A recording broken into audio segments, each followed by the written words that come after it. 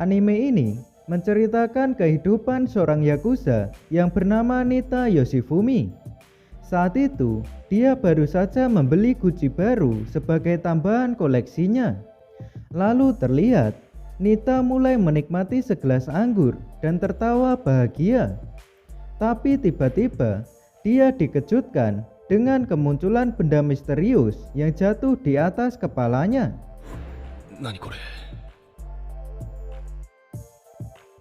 Di sana, Nita langsung mengamati benda tersebut, yang ternyata ada seorang gadis bernama Hina di dalamnya. Tapi Nita yang masih kebingungan, ia pun memilih untuk pergi dan berpura-pura tidak melihat kejadian itu. Keesokan harinya, Nita terbangun dari tidurnya dan kembali menghampiri benda yang dilihatnya kemarin. Saat itulah, Hina meminta Nita untuk mengeluarkannya dari benda misterius itu dengan menekan tombol yang ada di punggungnya. Lalu terlihat ketika Nita menekan tombol itu, Hina pun berhasil keluar dari benda tersebut. Lalu terlihat Hina yang sudah terbebas, ia pun langsung meminta Nita untuk memberikan pakaian padanya. Namun Nita yang sebelumnya sempat bingung, ia pun merasa sedikit kesal dan enggan menuruti permintaan Hina. Mendengar hal itu, Hina langsung menggunakan kekuatan miliknya untuk memecahkan banyak guci yang merupakan koleksi milik Nita.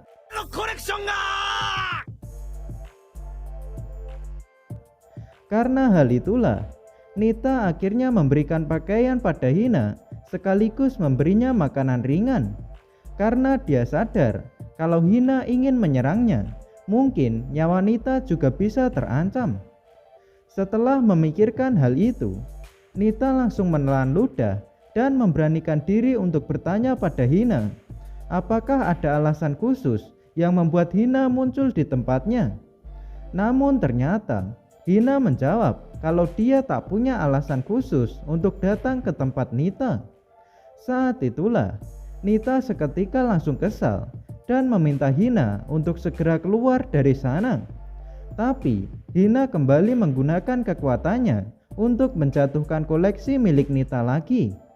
Dan pada akhirnya Nita pun terpaksa mengizinkan Hina untuk tinggal di apartemennya.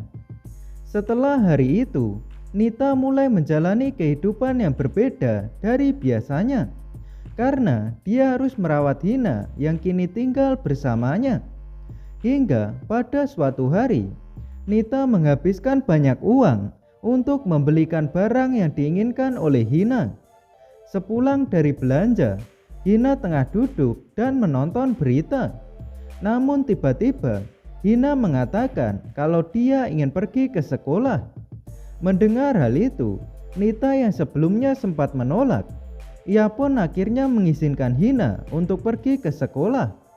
Tapi dengan satu syarat, yaitu Hina dilarang menggunakan kekuatannya.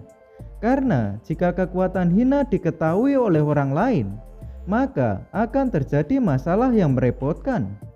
Mendengar hal itu, Hina tidak berpikir panjang dan langsung menyetujui persyaratan dari Nita. Keesokan harinya, Hina datang ke sekolah dan diperkenalkan sebagai murid baru di sebuah SMP. Tapi karena kepolosan Hina saat perkenalan diri, akhirnya membuat murid-murid lain berpikir kalau kelas mereka kedatangan murid yang aneh.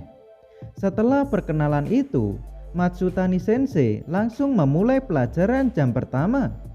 Namun saat jam pelajaran baru dimulai, Hina langsung tertidur pulas dan ia pun melewatkan semua pelajaran sampai bel istirahat berbunyi. Saat itulah Mishima Hitomi yang duduk di sebelah Hina, ia pun langsung menghampiri Hina untuk membangunkannya. Sepulang dari sekolah, Hina sudah berada di dalam apartemen. Saat itu pula Nita juga sudah sampai di depan pintu dengan membawa guci baru. Namun seketika dia dikejutkan dengan kekuatan Hina yang hilang kendali dan membuat semua perabotan rumah menjadi melayang. Saat itulah Hina mengatakan pada Nita kalau kekuatannya akan lepas kendali jika tidak digunakan. Mendengar hal itu, Nita menanggapi dengan kesal jika seharusnya Hina mengatakan hal itu lebih awal. Tapi karena sudah terlambat, akhirnya semua perabotan sekaligus koleksi milik Nita langsung hancur tanpa ada satupun yang tersisa. Setelah kejadian itu, Nita langsung terdiam sambil meratapi semua koleksinya yang sudah hancur. Kemudian dia bertanya pada Hina, apakah sekarang dia sudah bisa menahan kekuatannya. Tapi ternyata Hina menanggapi kalau nanti kekuatannya akan lepas kendali lagi. Mendengar hal itu, Nita langsung teringat tentang permintaan dari bos Yakuza yang dipanggil sebagai ayah, yang mana ayah meminta Nita untuk mencari kontraktor dalam pembangunan hotel di pegunungan Yamanashi. Sehingga ia pun memutuskan untuk membawa Hina ke tempat itu agar dia dapat mengeluarkan kekuatannya dengan bebas. Setelah beberapa saat perjalanan, mereka berdua akhirnya sampai di pegunungan Yamanashi. Di sana, Hina langsung menggunakan kekuatannya dan ia pun mampu menyelesaikan pekerjaan dalam waktu yang singkat. Melihat hal itu, Nita terlihat senang sekaligus takjub dengan kekuatan yang ditunjukkan oleh Hina. Hingga ketika pulang dari pegunungan, Nita mendapat panggilan dari markas Yakuza, yang mana ayah telah ditembak oleh kelompok musuh. Mendengar hal itu, Nita langsung datang ke markas Yakuza bersama dengan Hina. Tapi sesampainya di sana, Nita langsung dimarahi oleh atasannya yang bernama Kiyoshi Baba, karena Nita dianggap tengah bersantai mengurus anak ketika ayah tertembak. Sehingga akhirnya Nita diberi pistol dan dia diminta untuk membalas dendam atas ayah yang tertembak. Melihat hal itu, Nita hanya bisa mengambil pistol itu dan menuruti perkataan atasannya. Beberapa saat kemudian, Nita sudah sampai di depan markas musuh. Saat itu, Nita berpikir kalau dia maju sama saja dengan bunuh diri. Tapi seketika dia dikejutkan dengan suara Hina yang ternyata juga berada di dalam mobil itu. Lalu terlihat Hina langsung bertanya pada Nita, kenapa dia tidak memberikan perintah untuk mengalahkan musuh. Karena di tempat Hina sebelumnya, menuruti perintah adalah alasan untuk hidup. Mendengar hal itu, Nita menanggapi dengan serius jika situasi ini tak ada hubungannya dengan Hina. Saat itulah Hina seketika tersenyum dan ia pun langsung keluar dari mobil untuk pergi ke markas musuh. Lalu terlihat Hina langsung menggunakan kekuatan miliknya dan dengan mudah mengalahkan banyak pasukan musuh. Kemudian dia kembali mendatangi Nita dengan membawa bos musuh, yaitu Shinosuke. Setelah kejadian itu, Nita membawa Hina ke sebuah restoran untuk makan telur salmon sebagai ucapan terima kasih. Di sana, Nita mengatakan pada Hina kalau dia tidak tahu kehidupan seperti apa yang sudah dilalui Hina sebelumnya. Tapi yang dia tahu, jika di dalam kehidupan dunia orang dewasa, Hina akan mendapatkan imbalan atas kerja keras yang dia lakukan. Di lain tempat, diperlihatkan portal dimensi yang menjatuhkan benda misterius sama seperti milik Hina. Tapi di sana, benda itu tanpa sengaja langsung terbuka ketika terjatuh. Lalu, muncullah seorang gadis bernama Anzu yang keluar dari benda tersebut. Lalu seketika, datanglah geng motor Jashinryu yang menganggap Anzu menghalangi jalan. Saat itulah, Anzu merasa kesal pada geng motor tersebut, sehingga ia pun langsung menggunakan kekuatannya untuk mengalahkan mereka semua. Setelah itu, Anzu langsung mengambil pakaian milik pemimpin Jashinryu. Keesokan harinya, Nita sedang berjalan bersama Sabu yang saat itu sedang membahas kekalahan Jashinryu. Di sana, Sabu mengatakan kalau geng itu sudah dikalahkan oleh satu orang perempuan tadi malam. Mendengar hal itu, Nita seketika langsung terpikir tentang Hina. Tapi dia teringat jika kemarin malam Hina selalu bersamanya, sehingga tidak mungkin jika Hina yang melakukan hal itu. Beberapa saat kemudian, mereka berdua sampai di sebuah kedai ramen. Saat itulah mereka dikejutkan ketika melihat Ansu yang sedang memakai jubah bertuliskan Jasenryu. Di sana, mereka pun hanya bisa terdiam dan duduk di samping gadis tersebut. Tapi ketika Ansu langsung pergi tanpa membayar makanannya, akhirnya Nita memutuskan untuk membayar tagihan makan Ansu. Karena dia sadar jika Ansu kemungkinan memiliki kekuatan yang sama seperti milik Hina. Sehingga jika dibiarkan, maka akan menimbulkan masalah yang merepotkan. Setelah membayar ramen Ansu, Nita sudah tak memiliki selera makan. Sehingga ia pun mulai mengikuti Ansu untuk memastikan kalau dia juga memiliki kekuatan seperti Hina. Dan benar saja, Nita melihat Ansu menggunakan kekuatannya untuk mengalahkan anggota Jasenryu yang ingin balas dendam. Tapi bukan itu saja, Ansu juga bertahan hidup dengan mencuri makanan di minimarket. Sehingga pada akhirnya Nita memutuskan untuk mencari tahu keberadaan Ansu dan mempertemukannya dengan Hina.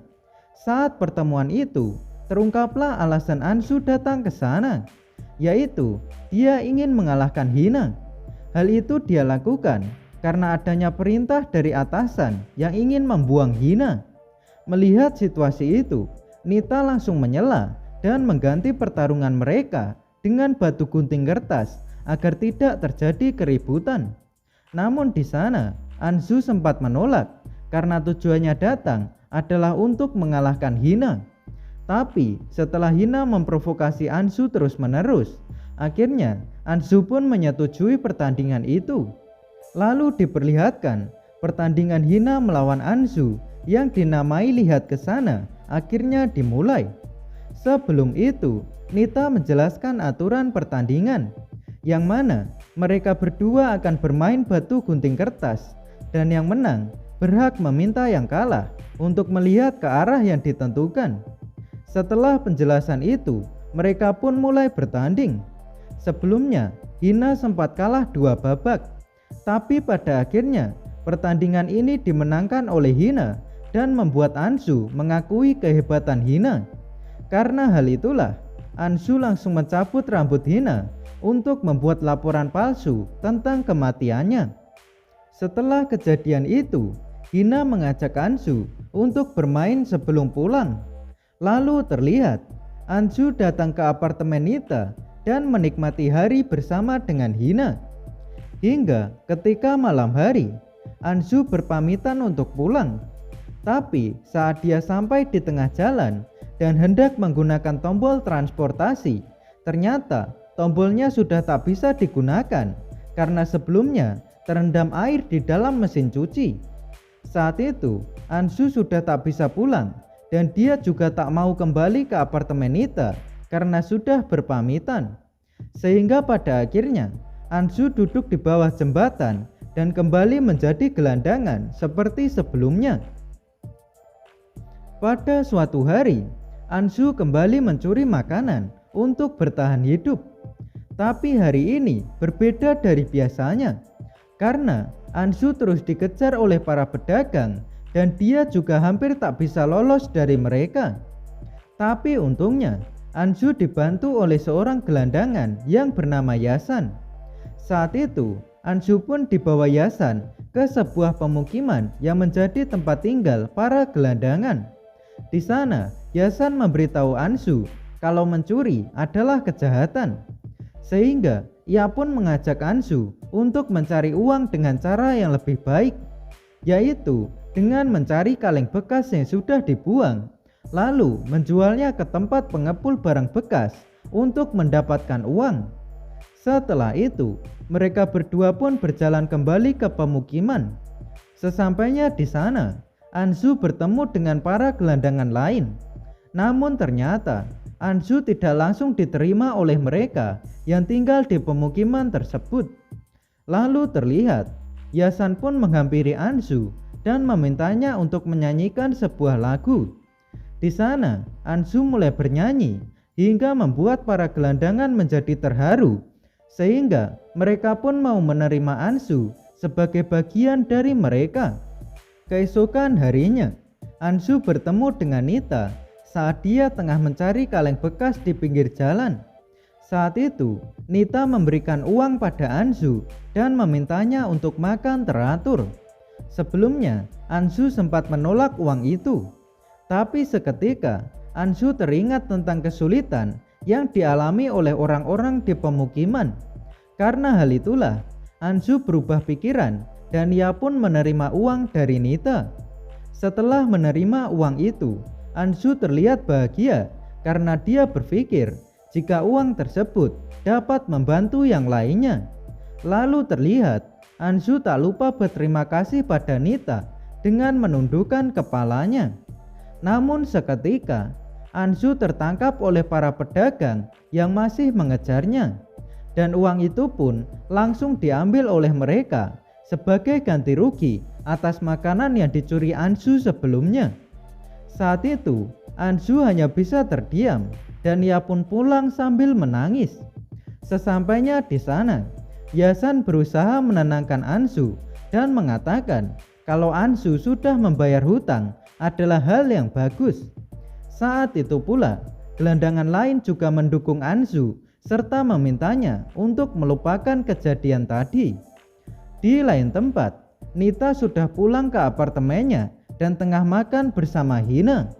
Saat itu, Nita menceritakan tentang Ansu serta membandingkannya dengan Hina. Mendengar hal itu, Hina mulai terbayang kejadian yang tidak dia inginkan. Hingga pada esok harinya, Hina merubah sikapnya pada Nita dan juga berniat membersihkan apartemen Nita sewaktu dia pergi. Tapi pada kenyataannya, Hina malah menghancurkan koleksi Gucci milik Nita serta membuat apartemennya berantakan. Sementara itu, Nita yang sedang berada di dalam markas Yakuza bersama dengan ayah. Saat itu, Nita menceritakan tentang Hina yang tiba-tiba bersikap baik padanya. Karena hal itulah, ayah menganggap jika Hina sudah tumbuh dewasa, sehingga ia pun meminta Nita untuk memberikan hadiah pada Hina. Waktu pun berlalu ketika sore hari, yang mana saat itu Nita sudah pulang ke rumah sambil membawa hadiah untuk Hina. Tapi setelah dia membuka pintu, raut wajah Nita langsung berubah drastis. Lalu Nita yang sudah terlanjur marah, ia pun langsung mengusir Hina dari rumah itu.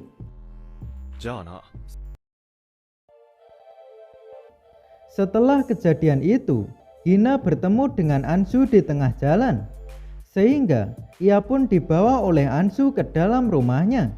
Tapi saat Ansu melewati 3 hari bersama Hina yang selalu bersantai di dalam rumah, ia pun mulai tak tahan dengan kelakuannya itu, sehingga Ansu pun juga mengusir Hina dari rumahnya. Setelah itu, Hina kembali berjalan tanpa tujuan. Lalu dia melihat sebuah Gucci di dalam sebuah toko, dan ia pun berniat untuk membelinya sebagai ganti koleksi Nita yang sudah pecah.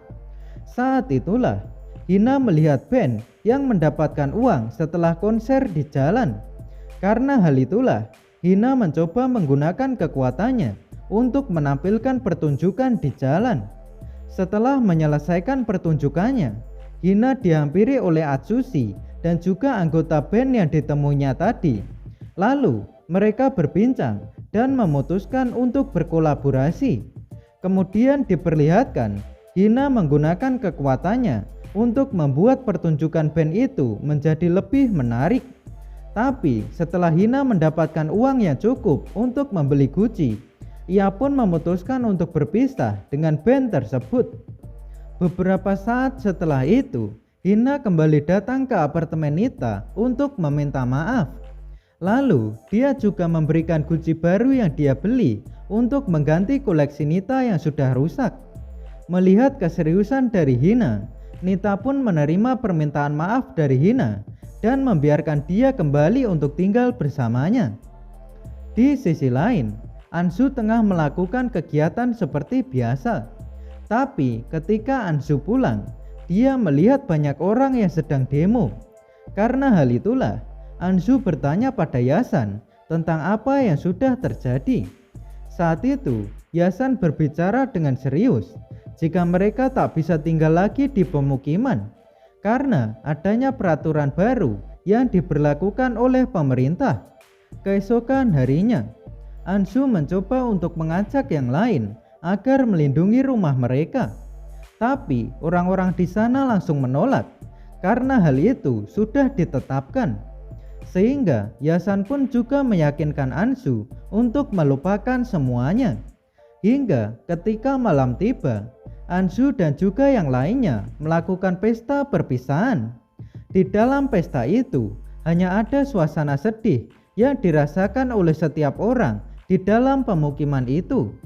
Hari berikutnya, Anshu membereskan barang-barangnya dan berpisah dengan para gelandangan lainnya karena dia akan dibawa oleh Utako untuk menemui keluarga Hayashi yang mau mengurus Anshu. Lalu terlihat Anshu sudah tinggal bersama dengan keluarga Hayashi dan makan bersama dengan mereka. Tapi waktu itu Anshu masih belum melupakan Yasan dan juga orang-orang yang sempat tinggal bersamanya. Hingga ketika esok hari berikutnya, Anshu membantu keluarga Hayashi untuk membuka toko. Di sana, Anshu diajari untuk bersikap sopan pada setiap pelanggan yang datang. Saat itu, pelanggan pertama Anshu adalah Nita dan juga Sabu. Hingga pada suatu hari, Anshu bertemu dengan pelanggan yang dia kenal, yaitu kepala keamanan dari tempat Anshu berasal yang bernama Ikaruga Kei. Saat itu, Anshu membawa Kei keluar untuk berbincang. Di sana, Anshu berterima kasih pada keluarga Hayashi yang sudah merawatnya, dan ia pun sudah siap untuk mati di tangan Kei. Tapi ternyata, kedatangan Kei bukan untuk membunuh Anshu, melainkan untuk melihat kegiatan Hina. Karena saat ini, Anshu sudah dinyatakan mati ketika dia tidak kembali dalam waktu yang lama. Sehingga Kei mengatakan kalau Anshu bisa hidup sesukanya. Setelah itu, Kei kembali membicarakan tentang Hina yang sebelumnya dibuang karena kekuatannya yang sering hilang kendali. Tapi sekarang, para atasan berniat untuk melihat perubahan perilakunya saat ini. Hari berikutnya, Anshu bersama dengan Kei tengah mengikuti Hina yang sedang berjalan di kota. Saat itu, kaki Hina sedang terluka karena sebelumnya Nita mengayunkan Hina yang mengakibatkan kakinya terbentur ke dinding. Lalu terlihat Kei mulai mengikuti Hina dan ia pun langsung terkejut ketika melihat perubahan Hina saat ini sudah jauh berbeda dari yang sebelumnya, yaitu Hina dapat berhenti di lampu merah, membayar dagangan toko, membuang sampah pada tempatnya, dan juga melakukan percakapan dengan orang lain. Namun, Kei yang masih tak mempercayai perubahan Hina, ia pun akan kembali menguji Hina dengan level tingkat lanjut, yaitu peduli dengan hewan. Lalu terlihat, Kei mulai menjalankan rencananya, yaitu dengan meletakkan seekor anjing di depan rumah Hina.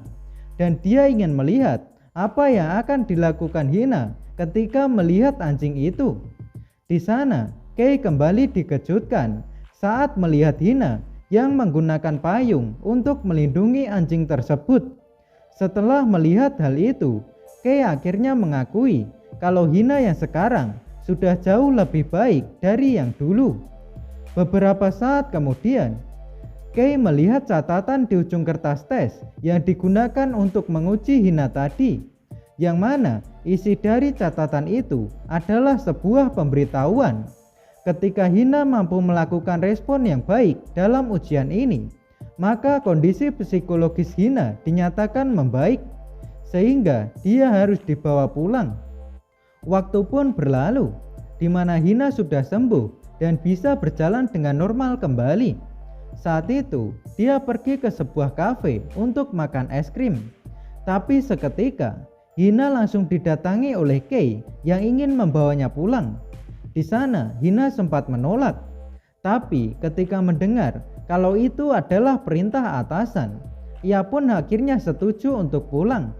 Karena hal itulah, Hina memberitahu Nita jika dia diperintahkan untuk pulang. Nita yang mendengarnya, ia pun langsung mengajak Hina untuk menikmati makanan kesukaannya sebelum dia pergi. Setelah itu, Nita mengantarkan Hina ke tempat Kei yang akan membawanya pulang. Sesampainya di sana, Hina keluar dari mobil dan berterima kasih pada Nita atas semua yang dia lakukan selama ini. Lalu, Hina pun langsung pergi untuk menemui Kei. Tapi setelah tiba di tempat Kei, Hina tak membawa bola transportasi yang sebelumnya sudah dibuang oleh Nita. Sehingga akhirnya Hina tak jadi pulang karena dia sudah tak mempunyai bola tersebut. Lalu terlihat Hina langsung berlari ke rumah sambil tersenyum bahagia karena mulai sekarang dia bisa kembali lagi bersama Nita. Namun sesampainya Hina di rumah, dia seketika langsung terdiam ketika melihat Nita yang sudah merayakan kepergian Hina.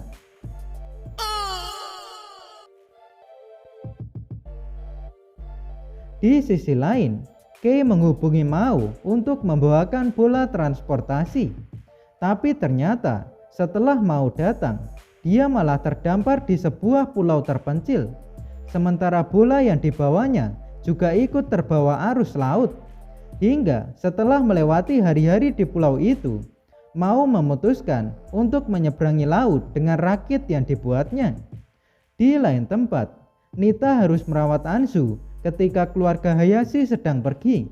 Waktu itu, Hina juga sedang tidak ada di rumah karena dia tengah menjalani pelatihan ski di pegunungan bersama dengan teman-teman sekelasnya. Setelah sehari berlalu menemani Anzu, Nita mendapat kabar kalau Hina dan juga ketiga temannya telah hilang di pegunungan. Beralih ke pegunungan tempat Hina tersesat, yang mana saat itu Hina sedang bersama dengan Hitomi, Takashi, dan juga Kengo. Di sana mereka sedang membuat rumah salju. Hingga ketika hari menjelang malam, mereka berlindung di dalam rumah salju yang sudah selesai dibuat. Saat itu Hina memberitahukan tentang kekuatan yang dimilikinya. Tapi Hitomi dan yang lain tak mempercayai akan hal itu. Hingga ketika Hina menunjukkan kekuatannya, mereka pun langsung kagum pada Hina. Dan sekarang mereka memiliki harapan agar bisa keluar dari pegunungan itu. Namun seketika harapan mereka langsung hilang ketika Hina terjatuh karena kelaparan. Tapi untungnya ketika esok tiba, Hina dan juga teman-temannya berhasil ditemukan oleh tim penyelamat. Setelah kejadian itu, diperlihatkan Hina yang terbaring di rumah sakit dan tengah dijaga oleh Nita. 3 tahun kemudian, diperlihatkan Atsushi yang datang ke Cina untuk mempelajari teknik seperti yang dilakukan oleh Hina. Karena kemungkinan hal itu bisa diwujudkan dengan seni bela diri. Di sana, Atsushi bertemu dengan Mao yang sedang melakukan pertunjukan seni bela diri. Tapi setelah pertunjukannya berakhir, dia tidak diizinkan untuk menemui Mao. Hingga setelah beberapa saat berlalu, Atsushi berhasil menemui Mao yang sedang berbicara dengan boneka Hina dan juga Anzu. Saat itu, Atsushi menceritakan banyak hal dan juga mengatakan tentang Hina. Karena hal itulah, Mao langsung terkejut dan dia bertanya apakah Hina yang dimaksud Atsushi mirip seperti boneka yang di tangannya. Di sana, Atsushi menjawab pertanyaan Mao kalau warna rambut Hina terlihat sama persis seperti boneka di tangannya. Mendengar hal itu, Mao seketika menangis karena akhirnya dia memiliki petunjuk untuk menemui Hina. Lalu Mao mengatakan jika dia bersedia untuk memenuhi permintaan Atsushi yang ingin mempelajari seni bela diri. Tapi sebelum itu, Mao harus menemui Hina terlebih dahulu. Namun saat di tengah perbincangan, Mao diminta para murid seni bela diri untuk segera pulang. Melihat situasi itu, Mao memilih untuk kabur dan meninggalkan tempat itu. Sesampainya di jalan, Mao didatangi oleh guru seni bela diri yang sudah memberikan tempat tinggal untuknya. Di sana, Mao mengatakan kalau dia ingin pergi ke Jepang. Mendengar hal itu, guru Mao memberikan syarat, yaitu Mao harus melewati ujian seni bela diri super, yang mana Mao diminta untuk menghentikan mesin latihan logam. Saat itu, Mao tanpa ragu langsung maju dan menghentikan mesin logam tersebut. Sehingga pada akhirnya, guru Mao memberikan izin pada Mao untuk mendirikan cabang di Jepang dan mengumpulkan banyak murid. Setelah perbincangan itu, Mao pun akhirnya berangkat ke Jepang untuk menemui Hina dan juga Anzu.